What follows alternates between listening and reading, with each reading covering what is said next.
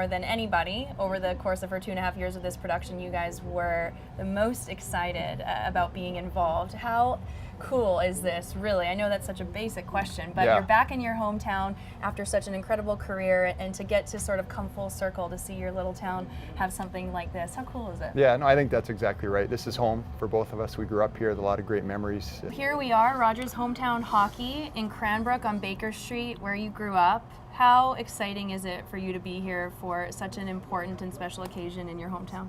It's very exciting. When I heard that hometown hockey was coming to Cranbrook, I was really excited. Cranbrook's a great hockey town, I was able to interview her yesterday, and she mentioned something I thought was so poignant about, you know, we all share in those exciting moments of the Stanley Cup runs and the Olympic gold medal games, but really it's that pond hockey nostalgic love that Canadians really bond over hockey together. And I was wondering if you had a particular special moment of yours that really sort of highlights your love of the game.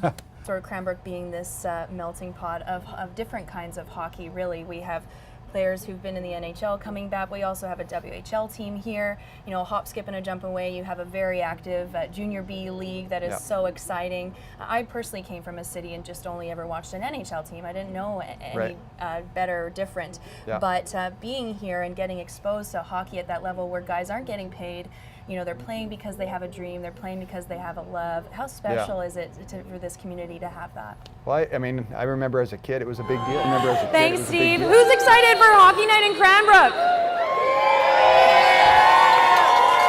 I am in Section H. It's time for Wave Your Card promo, BCAA. Look at this lady down here with her little flag. I'm standing here with a young, handsome gentleman in a suit.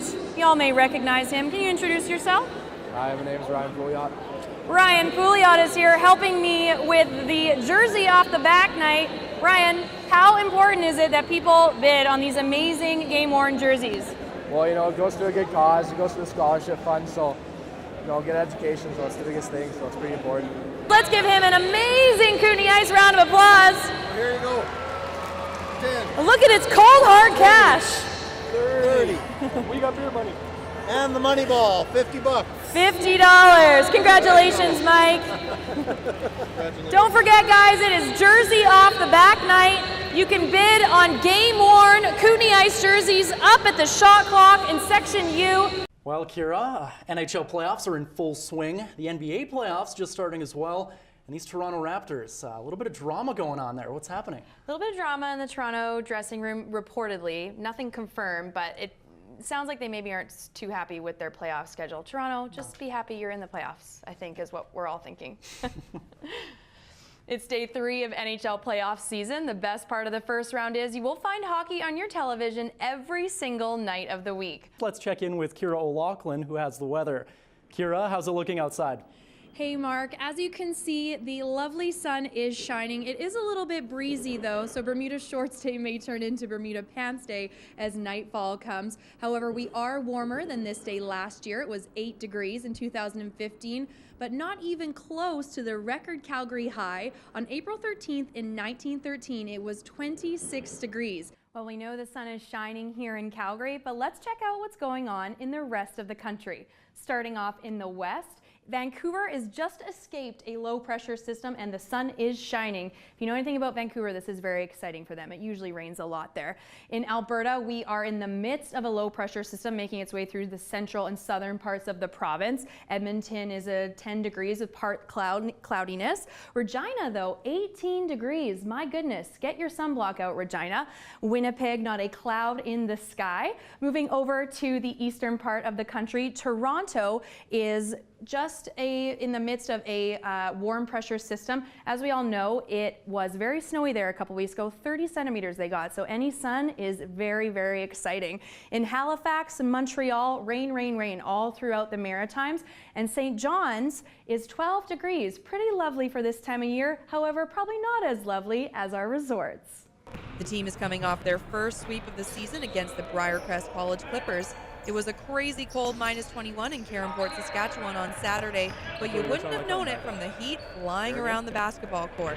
Guard Justin Macazar lit up the scoreboard with a monster 33 points. I just trusted them with the ball, and I just shot open shots, so it was really in our system, and I was just feeling it that game. Macazar is currently leading the team in scoring with 233 points. We give him time to go off, what we call J time.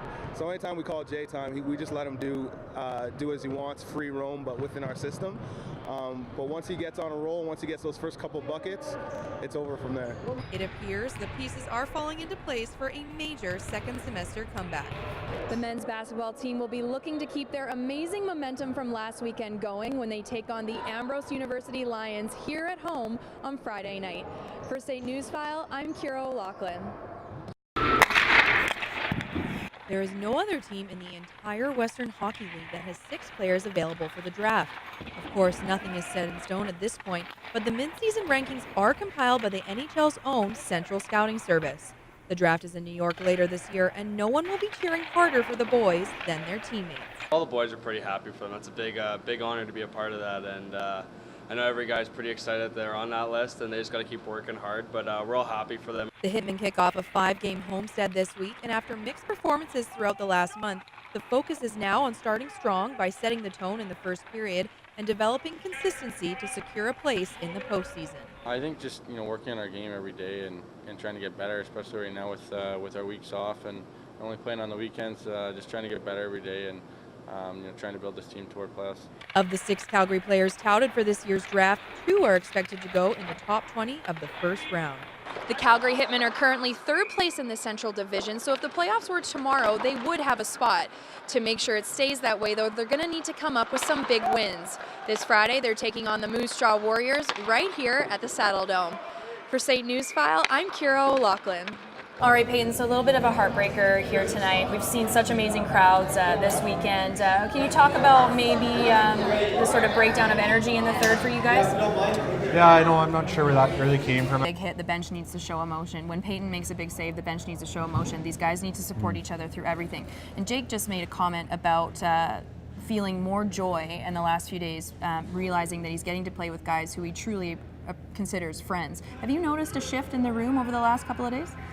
Well, I think there's been a shift in our room over the last month and a half.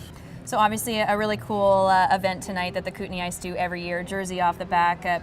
Fans get to bid on jerseys all game long, and all the money goes to the Kootenay Ice Education Fund, a really great cause. Your jersey, no big deal, went for $750. Can you talk about how the team supports these local causes and how important it is for you guys to be involved with them?